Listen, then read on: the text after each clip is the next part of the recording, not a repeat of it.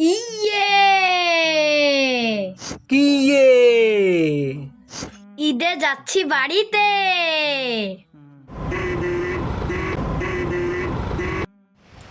ঝড় শুরু হয়েছে, ঝড় শুরু হয়েছে। খপ খপ খপ খপ খপ খপ। তাহলে শুধু শুধু হাটে এসে আমাদেরকে জ্বালাচ্ছিস কেন রে মুখ পোড়া? আসসালামু আলাইকুম viewers, welcome to my first blog.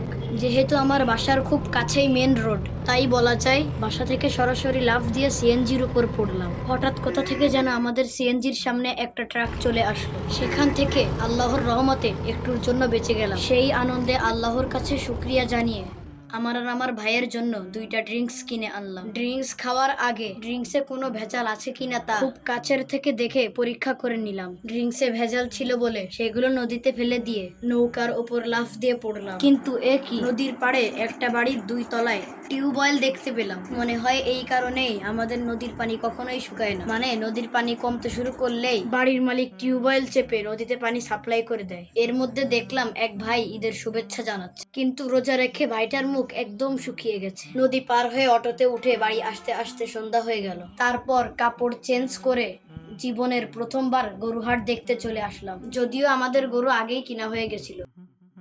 তাহলে শুধু শুধু হাটে এসে আমাদেরকে জ্বালাচ্ছিস কেন রে মুখ পোড়া? কারণ আমাদের গরুটা তোর মতো বড় নয়। হাটের সবচেয়ে বড় গরুটাকেই হাটের প্রবেশ পথে রাখা হয়েছে। আমাদের গরু অলরেডি কেনা হয়ে গেছে বলে হাটের গরুগুলো আমাদের উপর অভিমান করে আমাদের দিকে পেছন ফিরেছিল। এরপর কিছু গরুকে দেখলাম বিয়ের প্যান্ডেলের ভিতরে দাঁড়িয়ে আছে। তাদের দাবি একটাই, তারা বিয়ে করে জোড়ায় জোড়ায় বিক্রি হতে চায়। আমি আর আমার আব্বু পুরো হাটটা ঘুরে দেখতে লাগলাম। ঘুরতে ঘুরতে কিছু গরু হিসু করা দেখে আমারও হিসু এসে গেল। কিন্তু এত মানুষ আর এত গরুর মধ্যে হিসু করার জায়গা ছিল না বলে গরুগুলোকে টাটা দিয়ে বাড়িতে চলে আসলাম। কিন্তু কি বাড়িতে এসে দেখি আমি হিসু করার আগে মেঘ হিসু করে দিয়েছে। হিসু করলেও যেমন শান্তি লাগে, হিসু করা দেখতেও তেমন শান্তি লাগে। মানে মেঘের বৃষ্টির কথা বলছিলাম ওই আর কি। এত ঝড় বৃষ্টি দেখে আমাদের বাড়ির অনেকগুলো গাছ হার্ট অ্যাটাক করে ভেঙে পড়েছিল। তবে যে যাই বলুক, আমার বড় ভাইয়ের ফোনের ক্যামেরাটা কিন্তু মাশাআল্লাহ, দূরের জিনিসও ডিএসএলআর করে ভিডিও করা যায়। যাই হোক, বৃষ্টি কমে গেলেই ঘুমটা পড়ে আমি আমাদের গাছের আম চুরি করার ধান্দায় বেরিয়ে পড়লাম। এই আম দুটো এই এত ঝড় বৃষ্টি মাথায় নিয়েও এখনো মাথা উঁচু করে দাঁড়িয়ে আছে। আম কোড়াতে কোড়াতে ঈদের নামাজের সময় হয়ে যাচ্ছিল,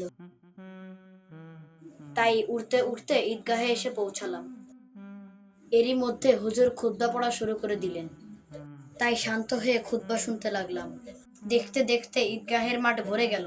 ঈদের নামাজ শেষ করেই কোরবানি করতে চলে আসলাম। গরুটাকে দেখে খুবই মায়া লাগছিল, কিন্তু এই কষ্ট সহ্য করে ত্যাগ স্বীকার করার নামই তো কুরবানি। সময় পরে ঈদুল আজহাতে কোরবানির গোস্ত দিয়ে দিনের প্রথম খাবার খাওয়া সুন্নাত, তাই কিছু না খেয়ে কাগজ খেতে লাগলাম। না না, এটা কাগজ নয়, এটাকে বলে সুপারি গাছের মেথি। এটা খেলে অনেকেরই মাথা ঘোরায়, তাই আমারও মাথি খেয়ে মাথা ঘোরাচ্ছিল। অবশেষে ঈদের ছুটি কাটিয়ে বাসার উদ্দেশ্যে রওনা দিলাম। ভিডিওটি ভালো লাগলে লাইক, কমেন্ট এবং সাবস্ক্রাইব করুন। আর আমার কণ্ঠে ভাইরাল আজানটি শুনতে চাইলে এই ভিডিওটিতে ক্লিক করুন।